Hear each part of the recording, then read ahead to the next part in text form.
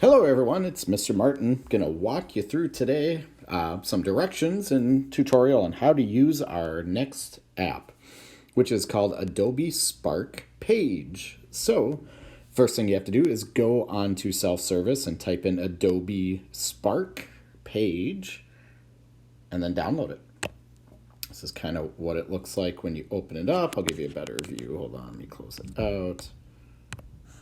Looks like that, Adobe Spark Page. It's going to prompt you to log in, and when you do that, towards the bottom of the screen, there's a spot that says sign in or log in. Don't click the sign in with Google because that does not always work with our accounts. So just on the bottom, click log in, type in your AdApps email, and then it will take you to a new page where you can log in.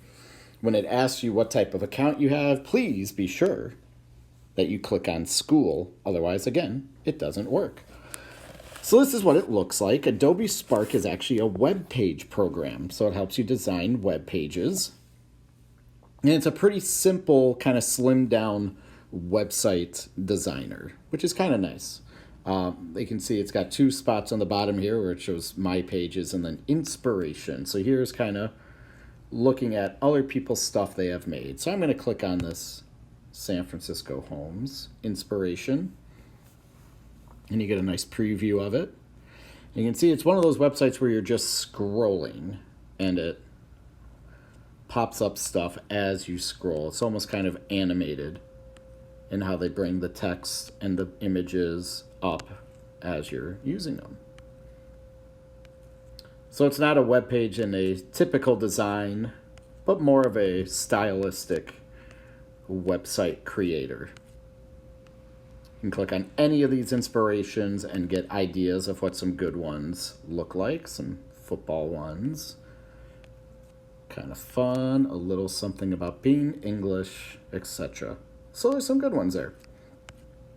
What we're going to do is get started, and we're just going to practice around with it today, and I'm going to have you create a few things that you're going to then share on Schoology. So you're going to hit the big plus sign. And it lets you know that you can access it anywhere. That's fine. Just hit OK. And this is what it looks like when you start. There's really nothing there. It just says add a title, add a subtitle. Click on the top right corner, the little magic wand looking thing. That allows themes. So you can change your theme if you want. Find one that you think looks good. I'm going to go with, I kind of like this crisp design. And then it turns everything into that font. You're going to start by adding a title. And for the title, for this one at least, we're just going to put your name. So type in your name, and then type in your class period. So I'm going to type in, just for this, advanced multimedia. You can hide the keyboard. So then it tells you you can move the title by tapping and holding and dragging to a different spot. So if you don't like it in the middle, I can move it up higher, press and hold, move it down lower. See, it kind of locks it into a spot for you. I think the middle looks just fine. You can also, on this page, add a photo for the background, and I would like you to do that. So when you click the add a photo, it's going to give you all these different options. Just, you can take one or find one that's already on your iPad, or you can even search for them. I'm just going to take one of my designs that we did with our company redesign and just put it as the background. See what that looks like. And it loads it up. And that looks kind of cool. So now you can get started by just scrolling like it says on the bottom. When you scroll up, it pulls up the options of what you can put on there. So we have different things. We can add buttons, put text, we can put another photo, add a video. We can do a side-by-side layout, a photo grid, or a glide show. We're going to start by just adding a split layout. And what I would like you to do with this is just on the left, add an image. Maybe, if it lets me, oh, there we go. Check, so I'm going to look at some of my, different designs that I have here. So it's going to add a Fab Lab design. You can add anything, and then over here you can add something else. You can do another photo, add a button, You could add a video to it if you want. I'm going to add a little text and just talk about what's in the photo. So you do the same thing, add a photo, and then just describe for me, write a little caption of what's in the photo. So I'm going to put a laser engraved coaster, which is what we had at Valley Middle. You can add things above and below it as well. So I could keep adding, and I could add more pictures. I could add a button. And I'm going to put a little button label. I'm going to go Fab Lab. Oops, that's not how you spell Fab Lab. And I'm going to go fablab.av.com, which is our website. And I can center it. So I could just, when I publish this, click on there and go to the Fab Lab website. So we can delete the layouts. If I don't like where it is, I can swap them. But I like it on the left. To add more content, scroll up again. Gives you more options. And I would like you to do that again. This time, I want you to add a photo grid. Practice adding that. And you're going to add photos. And as you add them, it's going to build the grid. So I'm going to put in some Fab Lab projects. Here's a ukulele that was added, someone made. Coaster, a chess set. Voila. Done. I'm going to add a caption underneath it.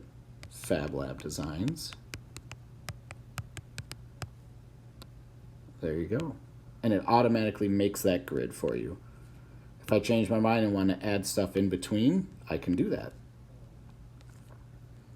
So you can see it's a pretty straightforward program. You can add videos, buttons, text if you just wanted to write full paragraphs of things, a glide show, which is going to be just kind of a fancy slideshow of images. And what I'm going to ask for you to do on this assignment is I'm looking for the title page with a picture and your name. I'm going to look for a split screen where you do a photo on one side and then a description on the right. Add a group of photos, and then for the last one, I want you to try one of these others. Add in a video, add in a glide show, do another split layout. That is up to you.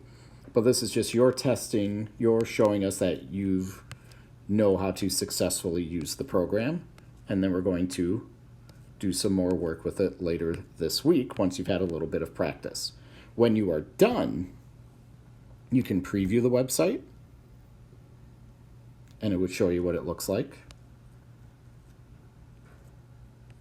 Voila.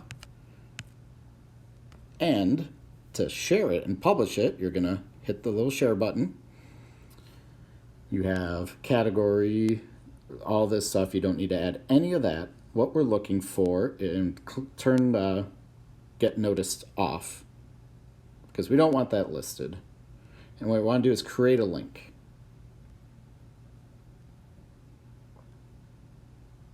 It's going to take a little bit to upload the link. Okay, so your link is right here. You also, it's been copied to your clipboard. So you can just go into your Schoology assignment page then, click on Create Submission, and then just paste that link in. And it will open up on Google Chrome. We'll make it a default layer. And then you can see what the website would look like on the internet. So that is your task, is to get the title and then 3 other panels for me with some images, some text, just showing that you have practiced. You're going to get that link that I showed you how to get here, and you're going to load that onto Schoology, and that is going to be your assignment practice. If you have any questions, please let me know. And as always, please don't forget to like and subscribe.